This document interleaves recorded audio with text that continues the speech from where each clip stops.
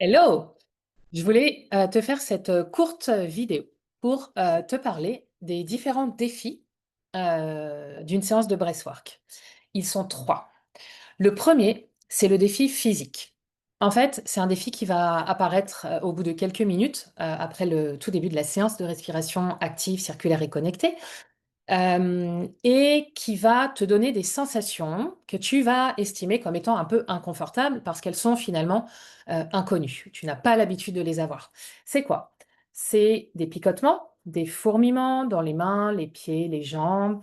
Ça peut être ce qu'on appelle les pinces de homard, donc les mains qui se figent comme ça, des crampes, enfin voilà. Ça, c'est le premier défi qui apparaît. D'accord?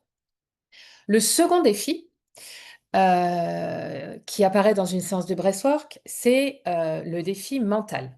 C'est quoi le défi mental? Eh bien, c'est ton cerveau, ton ego, ton mental, le drama, peu importe comment on l'appelle, ton conscient aussi, tout simplement, qui va te dire qu'est-ce que tu fais là? C'est quoi cette façon de respirer? Moi, j'ai pas envie, c'est challengeant, c'est pas comme d'habitude et j'aime pas faire, des trucs pas habituels. Donc il va te pousser à arrêter ou alors il va te faire te gratter la tête, il va te faire te gratter le pied, enfin voilà, il va trouver finalement, des éléments perturbateurs pour te faire arrêter. Voilà, parce que lui, il est là pour te protéger, donc il va chercher toujours à te ramener dans ta zone de confort. Mais on est d'accord que c'est pas dans la zone de confort qu'on évolue et qu'on grandit et qu'on se, libère. On est bien d'accord. Voilà. Le troisième défi, d'une séance de breathwork, c'est le défi émotionnel et en fait, c'est pour cette libération émotionnelle qu'on fait du breathwork.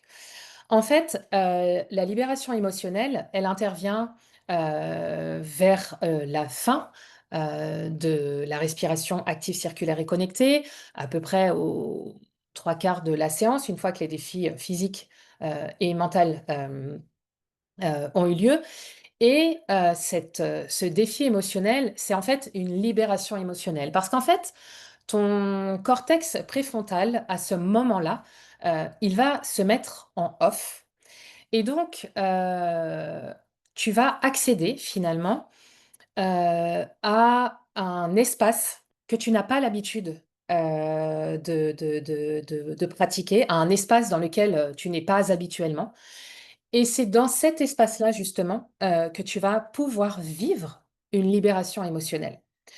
Parce que tu vas, partir, en transe légère, c'est une transe, consciente, elle est sécurisée, elle est encadrée, hein, dans le cadre d'une séance de breathwork, donc il n'y a pas de risque. Simplement, dans cette, phase de libération émotionnelle, c'est là que tu vas pouvoir, eh bien, te libérer. Libérer, ce que tu as, engrammé, gardé dans ton corps, dans tes cellules, dans ta tête. Tu vas vraiment pouvoir, au travers de cette libération émotionnelle et avec ton corps, te libérer profondément, grâce à ton souffle.